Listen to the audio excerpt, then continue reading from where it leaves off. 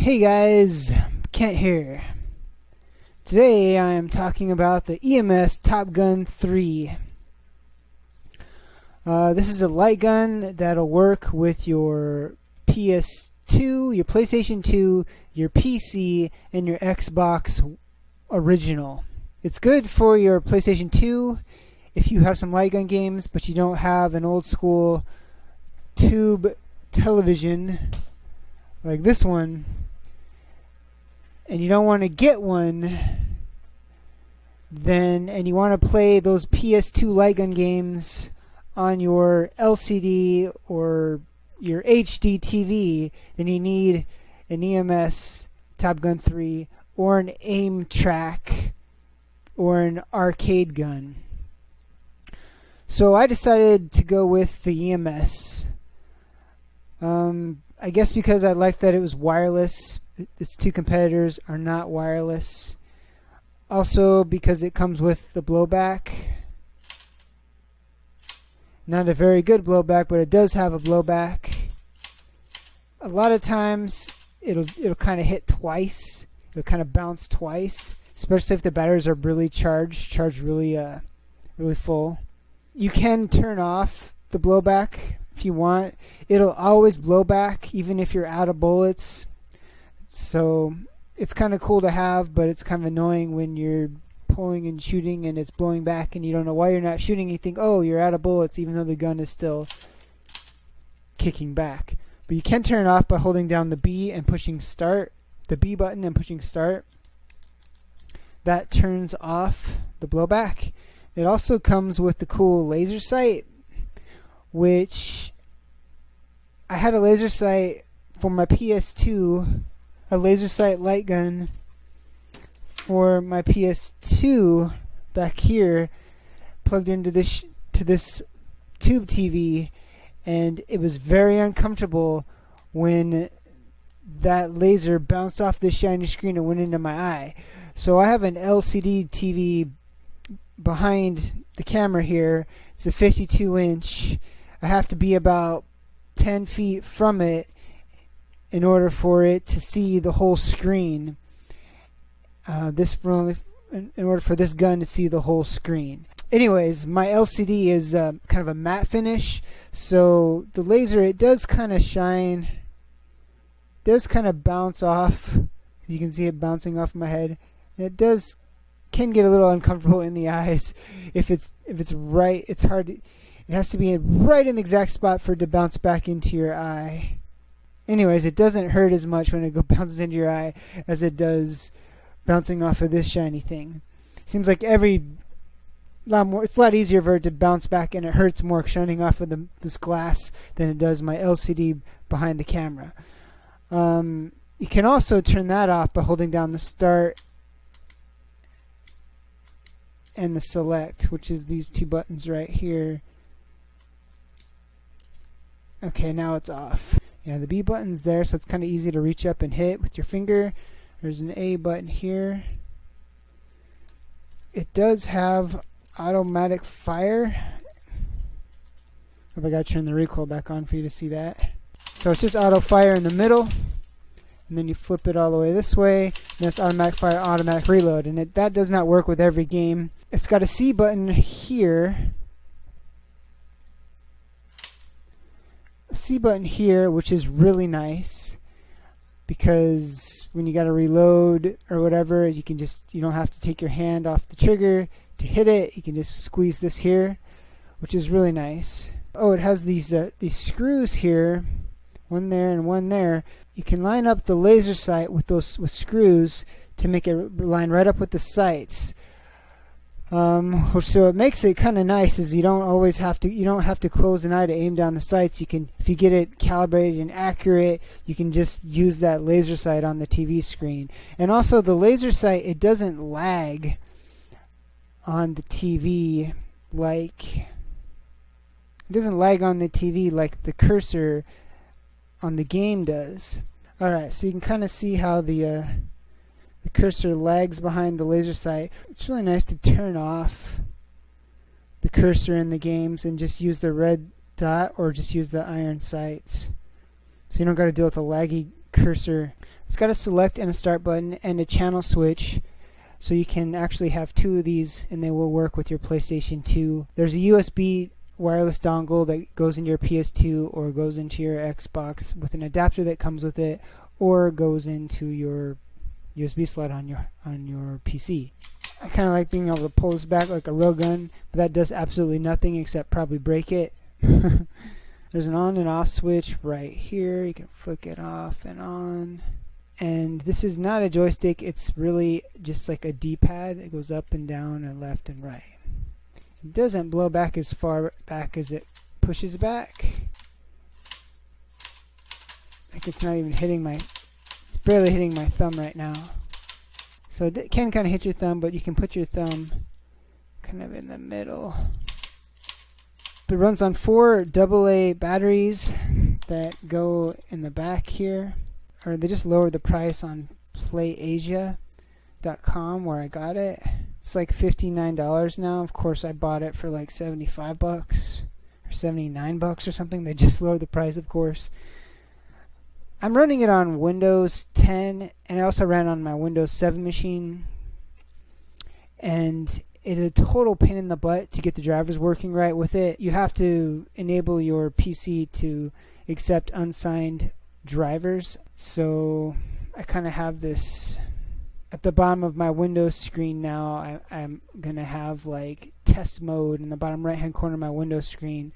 I have that test mode, Windows 10 Pro build. I kind of have that ugly text at the bottom of my PC now. I have the same thing on my Windows 7 machine in order for it to work, in order for this thing to work. So I might buy another one so I can play like 2-player shooters on an HDTV. Okay, so it comes with these things which you have to stick to your TV. You gotta stick 2 on your on the top and 2 on the bottom. Can't even see. They're putting out infrared light right now. They're powered by USB, so I plug the USB cord into the USB port on the back of my TV, and that powers them.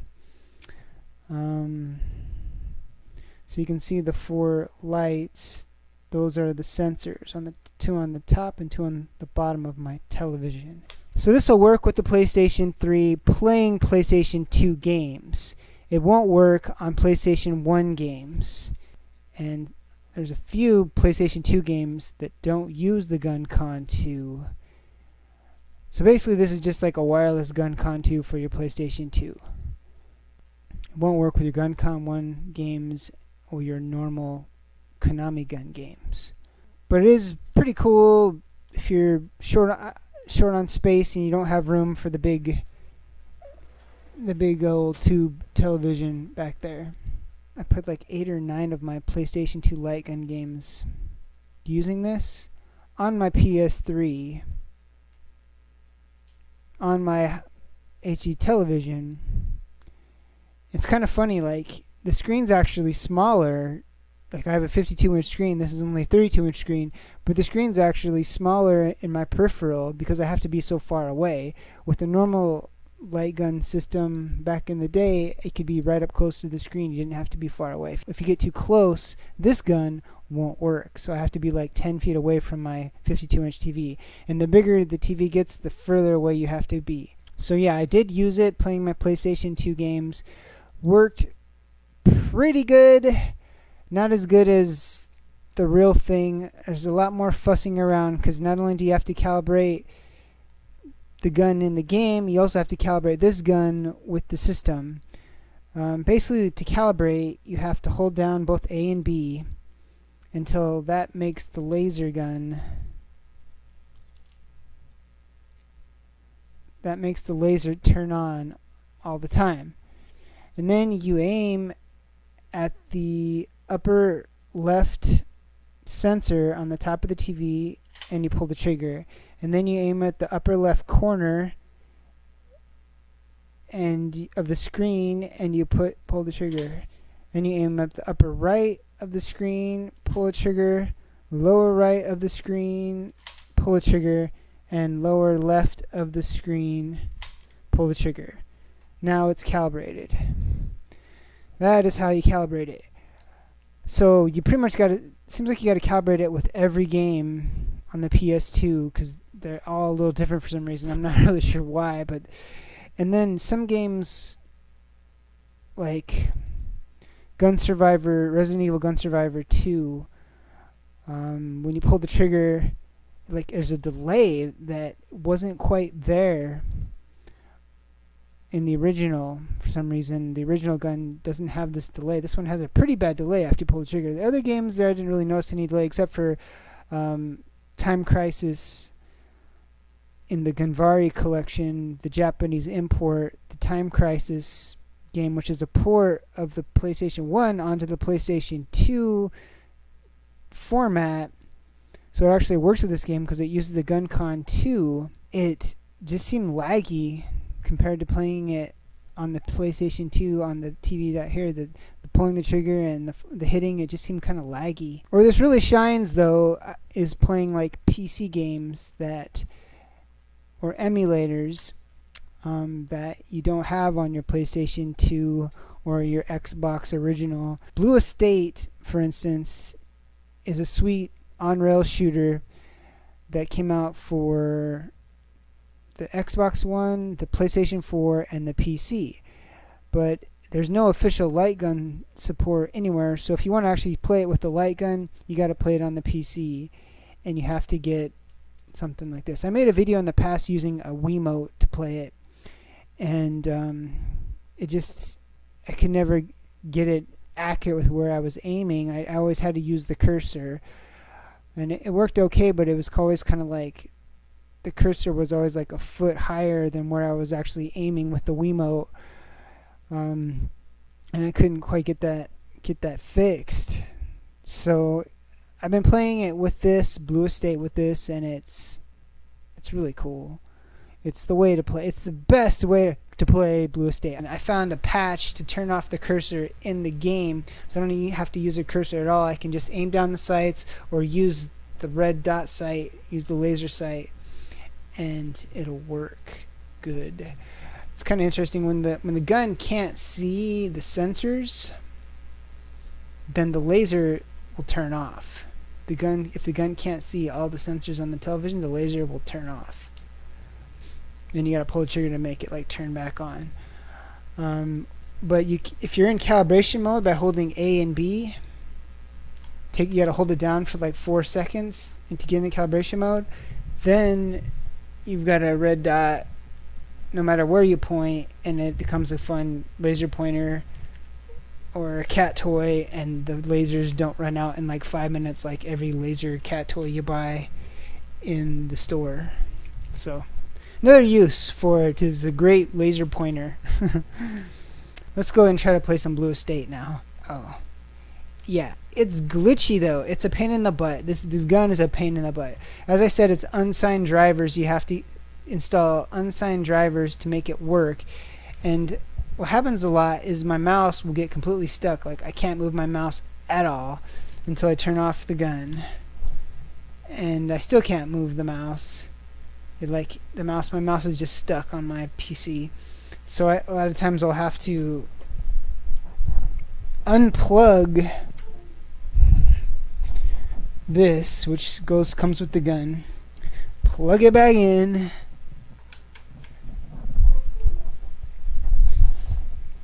and see if that works.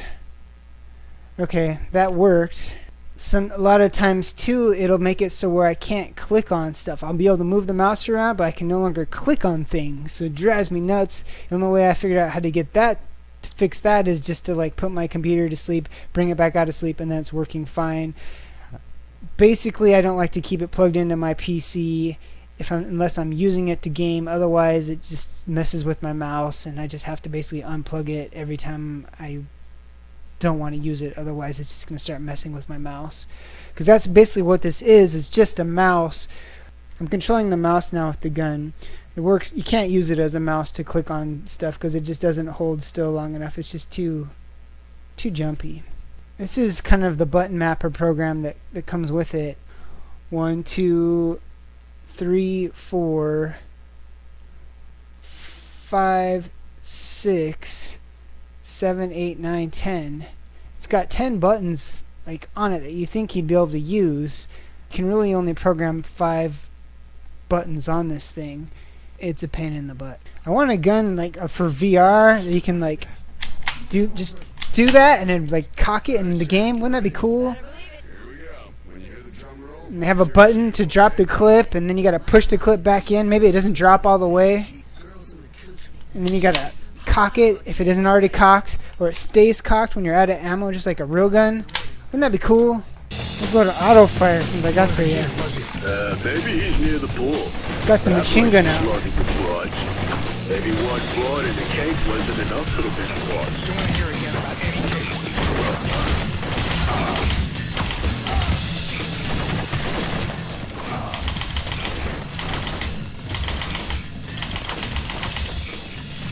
Yeah! Oh, I only got 13 bullets left on the machine gun. That sucks. Crap.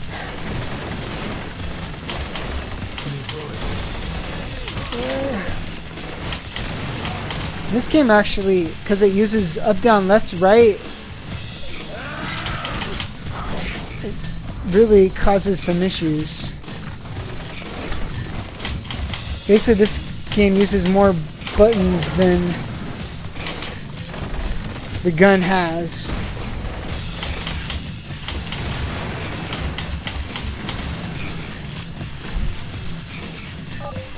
So I've got like doubled up, like it'll reload and it'll switch weapons and it'll, oh, you got me, crap.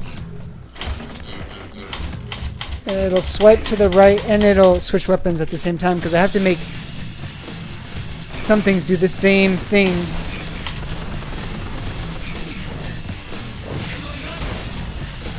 Because there's not enough buttons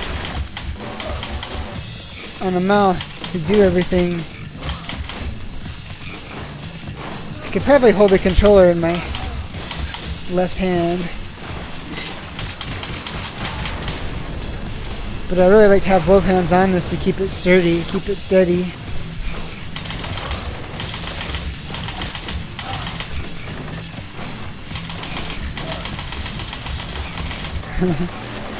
I love the kickback on the machine gun though. It feels so cool. They say it's bad for you to have the laser sight shine directly in your eyes. Hopefully it's not as bad when it reflects off the television. You can program it to hit a button if you shoot off the screen. It's kind of crazy the way it works. Like, if you push any button while it's pointed off of the screen, then it's going to activate one button. It's going to activate like whatever button you have off screen to be. It's going to activate that button. Even if you're pushing off the screen, pointing off the screen, and you hit a different button, it's going to activate the button that you've got programmed for off screen. It's really annoying. But what are you going to do? I was playing Duck Hunt with it. I got it working on both MAME, the newest MAME, and Nestopia.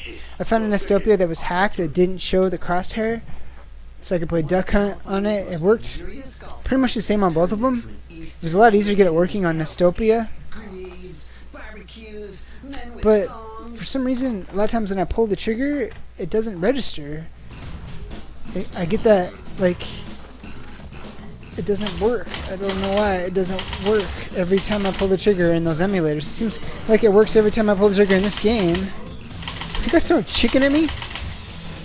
Don't throw chicken at me. Oh, I hit the girl. So I've also used it on House of the Dead emulator, the M2 emulator, playing House of the Dead original.